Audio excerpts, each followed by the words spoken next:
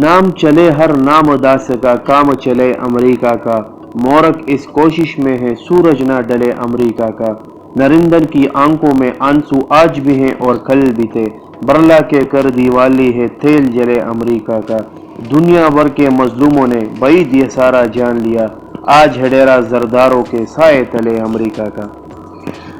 امریکہ کے خارجہ policy researcher Daniel مارکی نے 2013 میں ایک کتاب لکھی جس کا نام ہے نو ایگزٹ فرام پاکستان، یعنی میں پاکستان سے نہیں جاؤں گا۔ اس کتاب کا سب ٹائٹل ہے امریکہ ٹارچر ریلیشن شپ ود اسلام آباد۔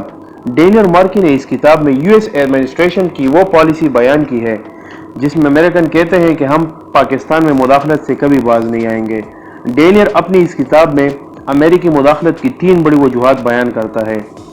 ڈینیل کے مطابق یو ایس ایڈمنسٹریشن یہ سمجھتی ہے کہ پاکستان کا نیوکلیئر اور میزائل پروگرام دونوں اس قدر بڑے اور وسیع پیمانے سو بگ اینڈ ایکسٹینسیبل ہیں کہ جن کی وجہ سے ہمیں پاکستان کے ساتھ کانسٹنٹلی انگیج رہنا ہے تاکہ پاکستان کے دفاعی پروجیکٹس پر قریبی نظر رکھی جا سکے۔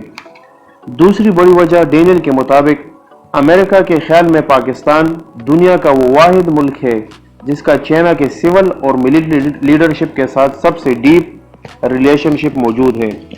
ظاہر ہے امریکہ ایشیا میں چائنا کو چیلنج کرنے کے لیے بھارت کے ساتھ پچھلے 2 سالوں میں اسٹریٹجک دفاعی ایسے معاہدے کر چکا ہے جس کا مقصد بھارت کو چائنا کے مقابلے میں سپر پاور کے طور پر کھڑا کرنا ہے۔ پاکستان میں امریکی مداخلت کی تیسری بڑی وجہ ڈینیل لکھتا ہے امریکہ کا کہنا ہے کہ پاکستان کے پاس اتنی بڑی فوج موجود ہے جس کے ذریعے سے نہ صرف اس ریجن بلکہ ساری دنیا کو ڈیسٹیبلائز کیا جا سکتا ہے۔ اس لیے امریکہ ضروری سمجھتا ہے کہ وہ پاکستان کے ساتھ انگیجمنٹ جاری رکھے جس کا واحد مقصد ڈینیل مارکی نے ان لفظوں میں لکھا ہے to keep an eye on the Pakistan army. امریکہ پالیسی سازوں کا یہ بھی کہنا ہے کہ ہم نے 72 سال پہلے یہ فیصلہ کر لیا تھا کہ پاکستان کو کسی بھی قیمت پر ترقی ڈیولپ نہیں ہونے دیں گے۔ ساتھ ہی ہم نے یہ بھی فیصلہ کیا تھا کہ پاکستان کو اسلامک ورلڈ کی قیادت کرنے کا ہرگز اجازت نہیں دیں گے۔ اور یہ ہم کیسے کرتے ہیں؟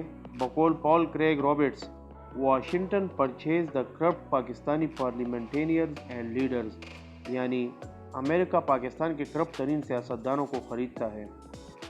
اب آپ خود سوچیں اور فیصلہ کریں کہ امریکہ کو وہ ایبسولوٹلی ناٹ والا پسند تھا اور اس کی حکومت ہٹانے میں کیا مقامی میر جعفروں اور میر صادقوں کا کردار تھا؟ یہ میں آپ پہ چھوڑتا ہوں۔